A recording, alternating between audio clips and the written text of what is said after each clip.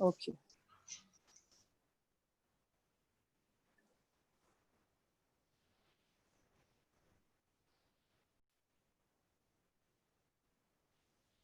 Hello everyone. Welcome to the class of financial statement analysis. Today's class will be in continuation, or it will be a continuation of the previous class. So in the last class, we dropped out at the goals of business analysis. It was discussed that what are the purposes, why this business analysis is carried out. So in continuation of that, let's start with today's topic, that is types of business analysis. Business analysis has two parts, credit analysis and the equity analysis. So starting with credit analysis, before moving on to the credit analysis, let's discuss who are creditors. What do you mean by the word creditors? Creditors are those people, are the persons who lend funds to a company in return for a promise of repayment with interest. So if they are lending you some funds, they are expecting that you will be repaying it with some interest to them. And it can be given in many forms. Also, for various purposes, these funds can be lent out. So now these creditors can be of two types, trade creditors and non-trade creditors. Trade creditors, generally, they deliver goods and services to a company and expect payment within a reasonable period. Generally, it is of very short nature. They provide this kind of funds for 30 to 60 days. And some cash discount is also often provided if you making a early payment to the creditor. So these are trade creditors. Coming to the non-trade creditors are also giving the funds but and expecting a repayment, but they take a promise, and generally this promise is done in writing form. They are taking a promise or kind of agreement that you would be making the repayment with interest on specific future date. This type of financing can be either short term or it can be long term. That depends upon the nature of the transaction. Now, what is the meaning of credit analysis? It can be understood as it is the evaluation of the credit worthiness of a company. Credit worthiness is nothing but the ability of a company to honor its credit obligations. That means how capable the company is to meet the credit obligation. This includes analysis of two kinds of analysis. First is liquidity, another one is solvency. Liquidity, being a finance student, you must be knowing what is the difference between liquidity and solvency. But still, I would just give you a peripheral of the word liquidity. Liquidity is the company's ability to raise cash in the short term to meet its current obligations. So that depends upon the cash flow position of a company. How nicely it will be a makeup of company's current assets and current liability. That would decide that how much cash in hand company has to meet the current obligations, current liabilities which are arising at present. Next, solvency. Solvency is little different from liquidity because in solvency we talk about companies long run ability to meet the long term obligations. So it depends upon the profitability of a company and also the capital structure of a company. Now coming to the tools of credit analysis, the tools of credit analysis are again classified into two heads. First is short-term credit, another one is long-term credit. So with short-term credit, creditors are concerned with current financial conditions and cash flows and the liquidity of current assets. With long-term credit, including bond valuation, creditors require more detailed and forward-looking analysis. So those are the long-term credit tools and these are the short-term credit tools which help us in deciding. Now coming to the next one, this is equity analysis. What do you mean by the equity analysis? Before that, let's talk about the equity investors. Who are equity investors? Equity investors are those investors who provide funds to a company in return for the risk and rewards of ownership. They, if I'm not wrong, then equity owners, equity investors are also called as the owners of the company. Equity investors are major providers of companies financing, right? Because when we look at the capital structure or when we raise the funds, before moving on to the debt capital, every company has some owners capital, and those are the equity holders. So equity financing offers a safety for all other forms of financing, because this is the real strength of any company. So now coming to the equity investors, they need to go through a various kinds of analysis, and generally individuals who apply for active investment, they go through the technical analysis, fundamental analysis, or a combination of both. Now let's understand what is this technical analysis. First is technical analysis or charting searches for patterns in the price or value history of a stock to predict future price movements. So they just chart out the patterns, how it has been trending, past trends have been, so that they can predict the future stock movements, how it is gonna move. Next is fundamental analysis. Next is fundamental analysis. It is the process of determining the value of a company by analyzing and interpreting key factors for the economy, the industry, and the company. So if you see fundamental analysis, in a sense, it is a overall kind of analysis which is taking your company, industry, and the economy as a consideration. A main part of fundamental analysis is evaluation of a company's financial position and its performance, how the company is performing right now. The major goal of fundamental analysis is to determine intrinsic value, or it is also sometimes we call it as fundamental value.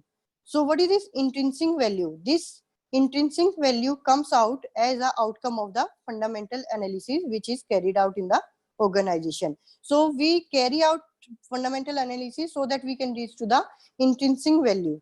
This intrinsic value gives the investment strategy with which you can decide whether to buy something, to sell something, to hold something, or a stock price we talking about. So when you buy, when a stock intrinsic value exceeds its market value, then you would be buying the stock. But you would be selling the stock when a stock market value exceeds its intrinsic value. And if it is almost same, it is your intrinsic value is approximating the market value, then you can hold it for a longer period of time until you make a decision. So now let's understand intrinsic value. It is the value of a company or its stock determined through fundamental analysis without reference to its market value or stock price. While a company's market value can equal or approximate its intrinsic value, this is not necessary. It can be same or it can be different. So an analyst must forecast a company's earnings or cash flows and determine its risk. So this is done through in-depth analysis of a company's business prospects, right? So that financial statements, we can come out to a conclusion of intrinsic values. So the equity investment, stock selection, IPO, private placements, what are to be done of equity, mergers, acquisition, for every purpose, you'll be needing this intrinsic value. Now, come next topic which we'll be covering is components of business analysis. Then again, there are many components given under the business analysis. See, the process of forecasting future payoff or the benefits or profits, whatever the company is earning, is called prospective analysis. That is, we see what is the scope of the business, what are the prospects, whether it has bright prospects or it has some dim prospects. So that would be depending upon the future payoffs or the benefits. So to accurately forecast future payoffs, it is important to evaluate both the company's financial prospects also and financial statements also, because on that basis we'll be deciding. But to know the business prospects, what will be needing? We'll be needing to know the goal of business environment and strategy. What are the major goal of the company? Because on that basis, that would act as a benchmark for us, that criteria to decide whether company is performing well or not, whether it is going towards the achievement of the goals or not. If it is going towards the achievement of the goals, we'll be saying, yeah, company's prospects, it seems it has bright prospects because it is about to achieve the objectives which have been already set. So for that basis, for that purpose, we need to carry out the business environment and strategy analysis. Now, business environment and analysis refers to the analysis of its product, labor, and capital market within its economy, right? That is your business environment. And analysis of business strategy refers to assess a company's competitive strength and weakness along with its opportunity and threats. You must have heard in strategic management, you must have studied also SWOT analysis or SWOT analysis. So in SWOT, strength and weakness, these are internals. We talk from the company point of view. But when we talk about the word opportunities and threats, it is in context of the environment, right? So it is done. Now this further business environment can be divided into two heads. It is bifurcated as industry analysis and strategy analysis. Industry analysis is the assessment of both the industry prospects and the degree of actual and potential competition faced by the company. So we do an industry analysis, that what are the prospects of that particular industry and what are the potential or threats which are faced from the competitors. Next is strategy analysis. It is the evaluation of company's business decisions and its success at establishing a competitive advantage. What is competitive advantage? It is a term which is given if a company has some leverage, company has some advantage over its existing competitors, which is its competition or competitors are not able to give, and the company has upper hand in something. That is the competitive advantage we count as. It includes assessment of a company's expected strategic response to its business environment and their impact on the future success and growth. So whatever strategy you had formulated in the beginning, whether your strategy is good enough in meeting up with the changes which are happening in the environment. If it is a dynamic strategy or it is able to meet up the changes which are happening in the environment, it can be a good successful strategy. Or if it is not, it is lacking somewhere, then you need to make some changes in your strategy. It should be reformulated. This strategy analysis also includes the analysis of a company's competitive strategy for its product mix and cost structure. Competitive strategy means what is the strategy of your competition firm, what strategy they have adopted, and how your strategy is matching, which one is better. If it is lacking somewhere, that deviation is to be taken care of, whether it is through the making changes in the product mix, or if you need to make some changes in your cost structure. So it has to be made. Those changes need to be taken into consideration. Now moving on to the next component of business analysis, that is our accounting analysis. Accounting analysis is a process of evaluating the company's accounts. This is done by studying a company's transactions and events, assessing the effects of these accounting policies on financial statements. See, financial statements are the primary source of information for analysis, isn't it? So the quality of financial analysis depends upon the reliability of the financial statements, the information and the credibility of the information which is provided by the financial statements. That in turn depends upon the quality of accounting analysis. What were the accounting policies adopted, the procedure it went through. So that will decide the reliability of the financial statement information, and which will ultimately be acting as a source of information for your financial analysis. So accounting analysis is very important for comparative analysis also. A major goal of accounting analysis is to evaluate and reduce accounting risk and to improve the financial statements, including their comparability, because we are preparing financial statements so that it can facilitate the comparison. We can make a comparative analysis can be done, whether it is with the same industry, with some other firm in the same industry, or with previous year accounting statements. So that comparison need to be done. But there are some limitations associated with it. First one is comparability problems. When different companies adopt different accounting policies for the similar transactions, so it becomes very difficult, it becomes very complex to compare those statements. Next is accounting distortions. What are accounting distortions? It arises due to the estimate error or window dressing. We talked about these factors yesterday, that these kind of distortions can always be there, and it creates accounting risk in case of financial statement analysis. Next is financial analysis.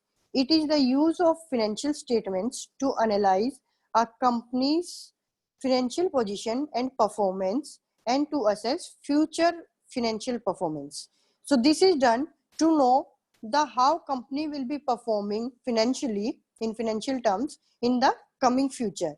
For example, how strong is the company's financial position, how profitable the company is right now, and what resources we should be investing in new projects, whether we'll have some spare or some additional resources left in our hands so that we can invest in some other project, new project we can take up, right? So that is your financial analysis. And now coming to the prospective. In financial analysis, again, there are some segments given. First is profitability analysis, risk analysis, and third one is analysis of cash flows. So profitability analysis is nothing but the evaluation of a company's return on investment, ROI. We are interested in knowing the turnovers, how efficiently the capital is getting utilized. Next is risk analysis. It is the ability of a company to meet its commitments, whether company will be in a position to meet the commitments it had made, to meet out the current or the long-term obligations. It is nothing but the liquidity and solvency of a company combined together. It will give you the risk analysis. And third one is analysis of cash flows. It is the evaluation that how company has obtained its cash and then how it is deploying its funds. That's very important, from where it is coming. And so that working capital statement, cash flow, obtaining statement, where funds are getting obtained, from where, what are the sources of funds and what are the applications of funds. So this will be done and it would form a part of financial analysis. Other one is prospective analysis. Prospective analysis is the forecasting of future payoffs. Future payoffs in terms of earnings or cash flows or both. So this analysis is based on accounting analysis, financial analysis, and business environment. Whatever three analyses we have covered so far, that would form as a base for the prospective analysis. On that basis, we will decide what are the prospects, how company will be going ahead, right? Next one is valuation. What is valuation? Actually, all the analyses are carried out so that we can reach, our main purpose behind it is to get that proper value, so that everything, whatever we have recorded, that information, it can be quantified and we can reach to the value of that business concern, right? That organization. So valuation is a main objective of many types of business analysis. Valuation refers to the process of converting forecast of future payoffs into an estimate of company value. So to determine company value, an analyst must select a valuation model, which model they are taking. Also estimate the company's cost of capital. On that basis, we take out the valuation, we do the valuation, and we reach that if right now this is the valuation of the company, this is the total valuation of a company in so and so assessment year, right? And the last one is financial statement analysis. So all these analyses are carried out, and so that we can finally prepare our financial statements, and then we carry out the financial statement analysis, right? So with this, we end up today's class. If you have some queries, you are free to ask. Any doubts and queries from today's class, please?